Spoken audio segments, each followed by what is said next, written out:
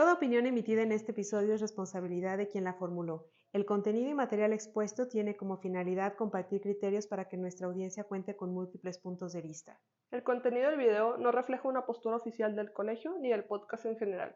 Recuerda siempre buscar asesoría profesional cuando lo necesites. Hola, buenas tardes. Estamos hoy en las instalaciones del Colegio Comprender para nuestro episodio número 13 de Sentencias en Confianza. Hola, Bere. Hola, Dania. Muy buenas tardes a todos. Espero que se encuentren muy bien.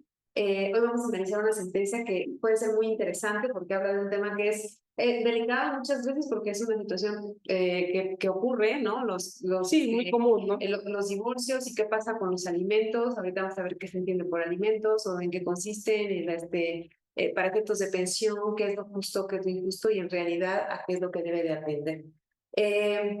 Pero antes de eso, los queremos invitar a que nos sigan en redes sociales, a que nos den like, nos compartan para que llegue este podcast a quien pueda resultar de interés. Pero bueno, vamos entonces a ver una sentencia que es un amparo directo en revisión que llegó a la primera sala de la Suprema Corte de Justicia de la Nación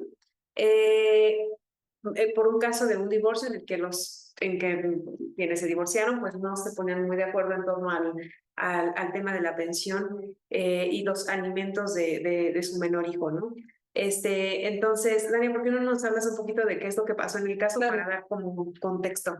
Sí, justo como mencionabas ahorita, yo creo que totalmente, o sea, es algo muy usual este tema de, pues primero el hecho de la demanda por divorcio y como consecuencia cuando hay hijos, pues la ley te pide que pues promuevas haya una solicitud con un convenio de pues, alimentos, ¿no? O sea, cómo se va a compartir, perdón, tanto la patria potestad como la custodia de los hijos, que no es lo mismo, que vamos a ir viendo ahorita.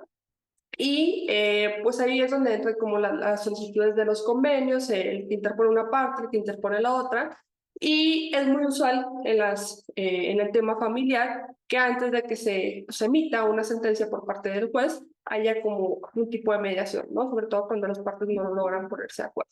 Pero bueno, en este caso fue así, pero es el hombre, el papá, el que pues solicita el divorcio a su esposa, pero obviamente pues tiene que presentar esta solicitud, perdón, y él dice, oye, pero quiero la pérdida de la patria potestad por parte de la madre. Ya no vienen más detalles, ya pues él sabrá por qué lo hizo en su momento, ¿no?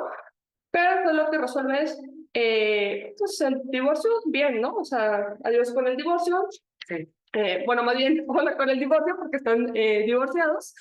Pero pues sí dice, oye, respecto a lo que tú pedías de la patria potestad, no, eso sí, no le puedo, vaya, no la puede perder la mamá, también ya no se ven más como los detalles de cómo es que lo resuelve el juez en esta sentencia que estamos viendo, pero el tema aquí medular es que el papá pues no está de acuerdo porque resulta que lo que dice el juez es no puedo perder la patria potestad de la mamá, pero aparte, ¿qué crees?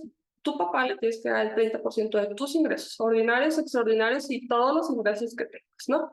Entonces el papá no está de acuerdo con eso, ¿no? Lo que él dice es, oye, a ver, hay un tema aquí de desigualdad y de discriminación, y etcétera, porque la custodia se la queda la mamá, o sea, la guardia y custodia se la da a la mamá, y dice entonces, no es, hay un tema aquí con el principio de igualdad, en el sentido de que yo soy, o sea, el papá quien tiene que pagar pues la pensión alimentaria, pero la mamá se va a quedar con la custodia. Sin embargo, eso no implica el hecho de que lo vaya a meter, digamos, a su casa o a su núcleo familiar, pues que tenga que dejar de pagar alimentos, ¿no? Entonces, esa es la parte en lo que se centra nuestra sentencia, en el punto, digamos, si afecta o no al principio de igualdad y de discriminación, el hecho de que quien se queda con la custodia tenga que aportar, digamos, pues económicamente, ¿o no?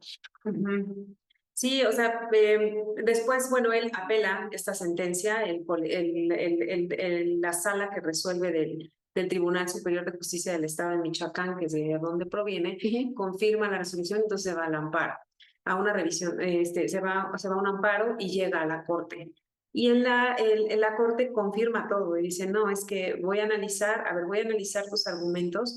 De entrada le dice, el asunto es importante y trascendente porque me voy a pronunciar por primera vez con la interpretación del artículo que establece la forma de dar los alimentos, que es un artículo del Código Civil para el Estado de Michoacán. 461.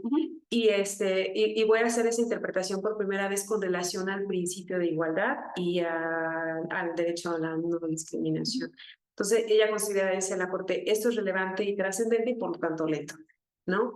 Pero esto es muy importante porque la Corte se centra en si el artículo que establece la forma de dar alimentos del Código Civil que estamos platicando es en efecto que atente contra la igualdad y a la no discriminación a partir de lo que tú ya nos has comentado, que era como la queja del señor, ¿no? Claro. De decir, como la mamá es la que incorpora a su casa al menor, y ya no se le fija a ella a su vez una pensión, porque además es muy importante establecer que él aduce que la mamá también trabaja. Sí. Entonces, él consideraría que también tendría que fijarse de una pensión y no el hecho de que el menor se ha incorporado a donde vive la mamá, quiere decir que ya se cubrió la obligación de dar alimentos por ese solo hecho.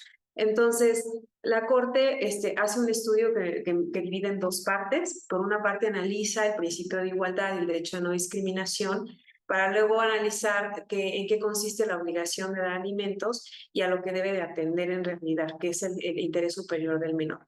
Y luego de eso ya concluye, y ahorita les platicamos qué es lo que concluye, pero para dar inicio podemos empezar hablando de lo que establece con relación al principio de igualdad y no discriminación.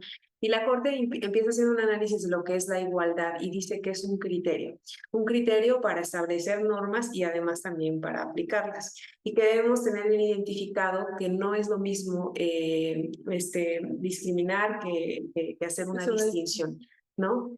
Y la igualdad, empieza diciendo la Corte, la igualdad no implica que no reconozcamos que hay situaciones de hecho diferentes, ¿no? No todos tienen las mismas posibilidades económicas, todos tenemos a lo mejor condiciones personales diferentes, sino que lo que implica la igualdad es que no se es juzgado con criterios que atiendan a categorías como la raza, el género, sexo, estado civil, no sé, cualquiera que te guste que digamos, va promovido desgraciadamente que haya situaciones de desigualdad, ¿no? Entonces, eso es el derecho a la igualdad, ¿no?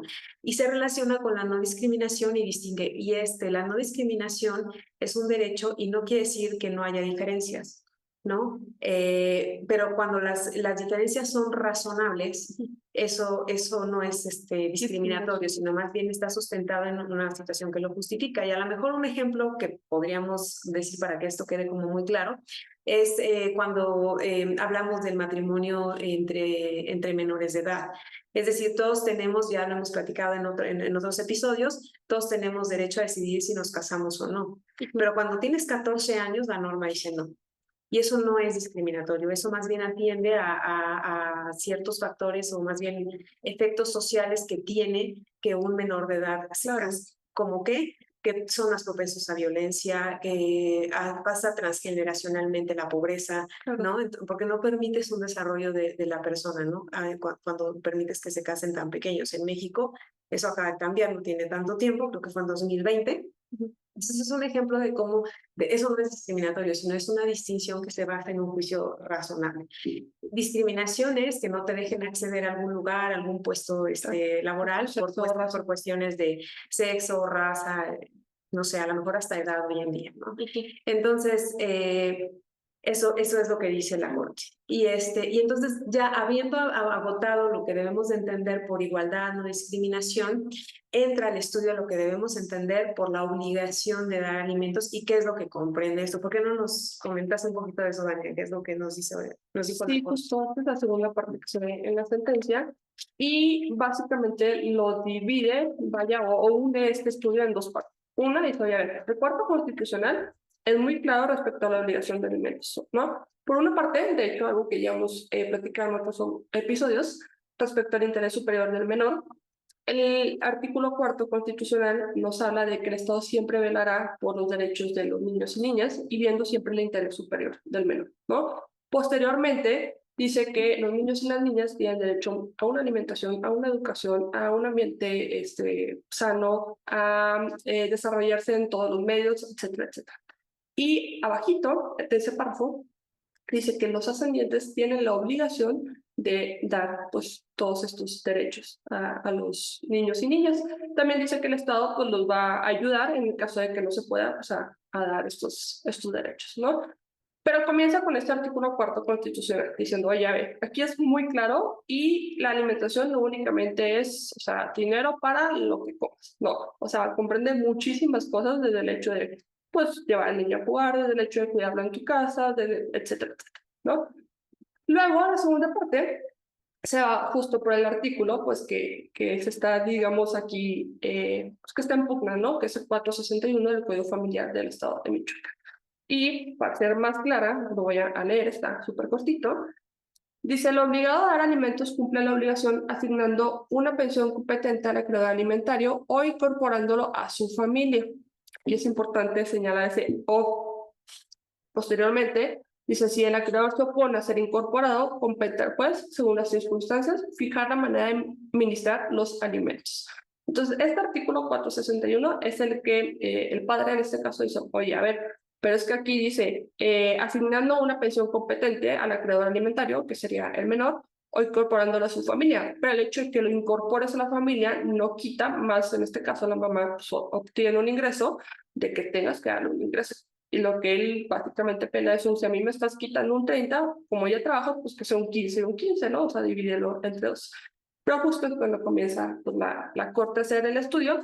Y una vez señalados estos dos artículos, lo que dice la Corte a grandes rasgos respecto a la obligación de alimentos es un, a ver, no, va haciendo su análisis, pero básicamente lo que señala es que la obligación de dar alimentos no únicamente es económica, sino por el hecho de incorporar al menor a su familia y que no es un tema de, pues, contra el principio de igualdad o contra el derecho a la no discriminación, porque no se está discriminando ni se está tratando de forma desigual a ella porque sea la mamá o a él porque sea el papá, sino que el artículo es claro en establecer, a ver, los alimentos pueden darse de dos formas, o sea por la parte económica, o sea, pues teniéndolo básicamente en tu casa, ¿no? Incorporándolo Y es que al núcleo familiar. en realidad es que él dice SO puede resultar discriminatorio porque dice, es que ella lo incorpora a su casa y más que en este caso él decía, yo puse esa casa. Ajá. Y además dice, y además el menor recibe atención médica por mi parte, porque creo que él es a lo mejor un servidor público porque recibe por parte del ISSSTE esa atención médica el menor. Entonces, lo que él dice, la discriminación ahí está, ¿no? Y además, ella, como trabaja, ella también tendría que aportar algo más. Entonces, la Corte lo que hace es algo muy interesante porque, como bien dice, la obligación es de ambos progenitores y se basa en un principio de solidaridad de la familia, que ya también por ahí lo vimos en algún otro podcast. La familia, o sea, cuando, si tienes bien claro sobre cuál es lo fundacional de una familia, resuelves muchas cosas, creo yo. Entonces, y cuando hablas de solidaridad, pues implica que, o sea, tienen que entre los dos ver por el bienestar del menor. Y lo que dice la Corte es, el progenitor que incorpora al menor a su familia, se te olvida que tiene mucha carga, o sea, prácticamente le dices, porque no nada más, o sea, no, fundamentalmente le tocan la parte educativa. Sí. La formación del niño, crianza, ¿no? Niña, sí, claro, y esa, la verdad es que, pues sí se la lleva quien está día a día ahí. Sí. ¿No? Y eso no quita que no convivas, etcétera, etcétera, pero el hecho de que digas que porque tiene la custodia del menor y es quien está ahí, entonces no es suficiente, la Corte dice no, porque sí le toca una carga importante, ¿no? Claro. A quien tiene sí, la guardia. El hecho que comentas de la crianza y evidentemente cosas como que también lo toca la Corte, oye, a ver, es que el que esté en su casa, pues le tiene que dar alimentos, paga servicios, paga una casa, que si bien es cierto el papá dice, oye, yo pago esa casa, bueno, está bien, la casa, pero el mantenimiento de la casa, cómo creas al bebé, y yéndonos un poquito más allá, cosa que no toca la Corte, pues yo creo que es algo, digamos, por debajo del agua, pero cuando lo vives en el día a día, realmente quien está con el menor, pues sí, sí se lleva la menor carga, porque al final de cuentas... la mayor, ¿no? Sí, perdón. Entonces entra este tema de crianza y de tu responsabilidad como mamá o papá, quien lo tenga, de decir, bueno, es que tengo que educar bien a mi hijo, es que esto. Pero además de todo eso, pues hay algo que es cansancio y no se ve afuera, o sea, porque la verdad es que creo que como tema de papá, mamá, pues está un poco romantizado el hecho de, no, o sea, tienes que ser papá, mamá y eso es genial, y no hay cansancio de, pero imagínate a lo mejor, no sabemos, creo no era la condición del menor, pero tal vez tuviera cuidados especiales, o no es la misma a lo mejor un bebé de 1 año a alguien de 10 años que ya pues se desenvuelve un poquito más pues solo, que es más Sí, independiente. bueno, ahí sí, sí lo alcanza la Corte, pero no lo toca porque evidentemente ha tenido un caso particular, pero sí hay una parte de la sentencia donde dice de manera general que siempre se tiene que atender al caso concreto. Claro. No, por todo, porque pueden surgir todas esas particularidades. En este caso no se abunda más porque probablemente no se hizo valer o no se Claro. expuso y se habla de que es un menor, no sabemos cuántos años tiene, etcétera, etcétera, pero o sus condiciones particulares parece que no las hay porque si no a lo mejor sí se habrían Sí, hecho valer y ya claro, abonaría más en quien tiene la custodia del claro. menor. Y luego también dice la Corte algo que me parece que es fundamental. Quien tiene la guardia y custodia no es no debe verse como una posibilidad o una opción para los progenitores, porque Cierto. eso es una cosa que no debe verse así. No es, a ver, a mí me conviene más a ti, a mí me conviene más acá, o sea, no es cómo se ponen de acuerdo a partir de conveniencias de los progenitores, y dice la Corte, lo que debe primar es el interés superior del menor, Claro. donde va a estar mejor, con las condiciones mejores, el de acompañamiento, de que tenga una formación sólida, porque al final pues tener un bebé pues es estar llamado a una responsabilidad de formar a un ser humano, creo Claro. yo, ¿no? Entonces atiende a otras cosas.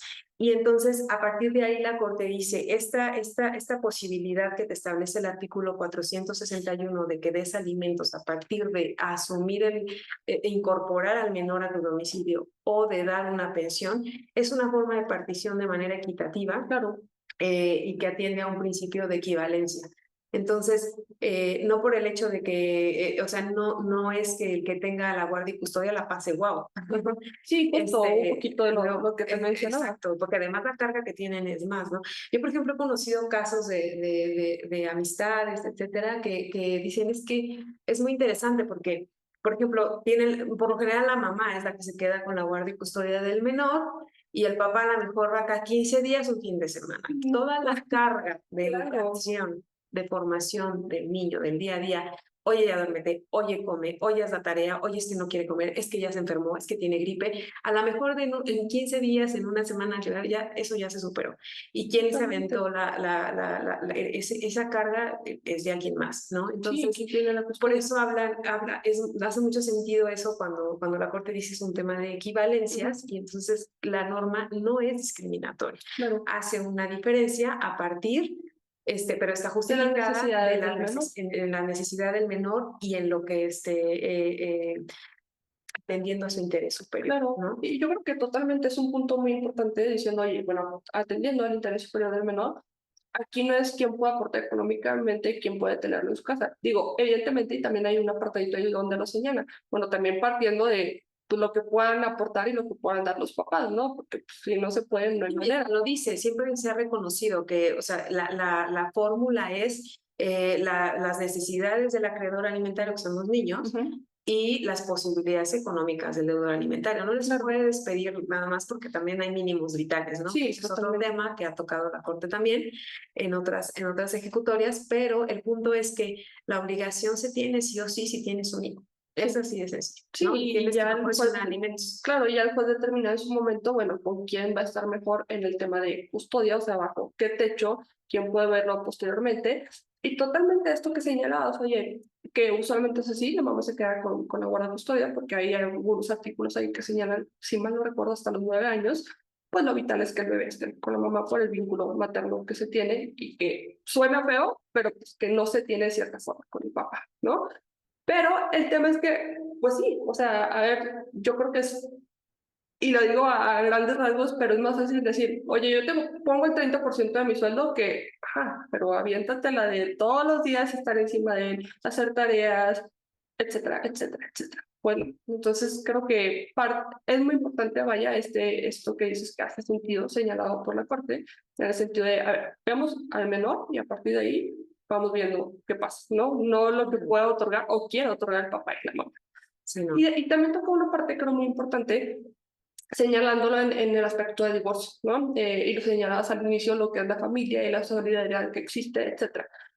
Esto cuando están, vaya, pues unidos, ¿no? Que es una familia tradicional, pues, digamos, papá, mamá, hijos, pues bajo un mismo techo, ¿no? En un hogar.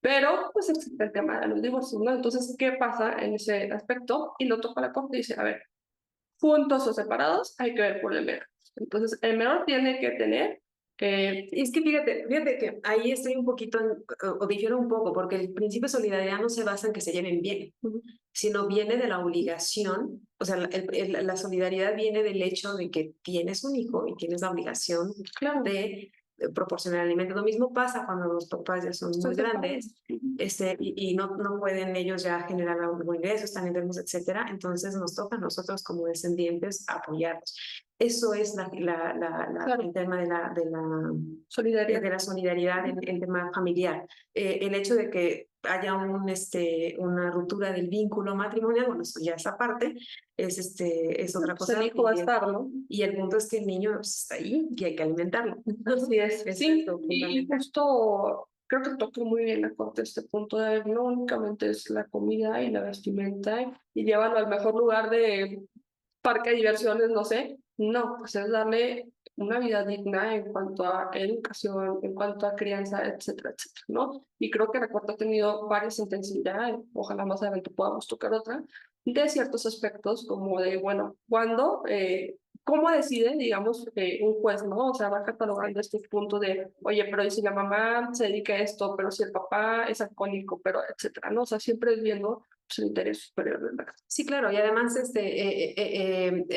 importante decir que, lo que concluye la Corte es que la norma no es inconstitucional y que el efecto diferenciador que hace de pensión alimenticia o incorporación del menor al núcleo a una casa de quien va a tener la guardia y custodia es un mecanismo que hace funcional o que desarrolla el interés superior del menor. Entonces, bajo esa perspectiva, la Corte no concedió el amparo que solicitó este señor. Se quedaron las cosas, la señora con su guardia y custodia, el señor con su 30% que tenía que darle al menor. Y con eso, pues el mundo, a lo mejor puede no ser a lo mejor lo más ideal, lo más justo, lo más, no sé, ¿no? Pero en este caso en particular es lo que se determinó y pues eso es lo que resolvió la Corte. Entonces, esperamos que una sentencia muy novedosa en nuestro sí, porque se podcast. hace la interpretación en torno al principio de igualdad y el derecho a la no discriminación, ¿no? Claro, Entonces, y creo que lo padre es justo como ya en muchos casos lo ha dicho la Corte, velando siempre por el interés superior del menor. es lo que interese, ¿no? Pero bueno, nos vemos en nuestro próximo episodio, que va a ser el número 14, en 15 días, para platicarles sobre una nueva sentencia. Muchas gracias por su atención. Acuérdense de seguirnos en redes sociales, de darnos like, de comentarnos. Estaremos muy contentas de escucharlos. No se pierdan también las emisiones del podcast hermano de Culichichilango, El Derecho Nos Une. Y nos vemos en 15 días. Que la pasen muy bien. Gracias. Gracias.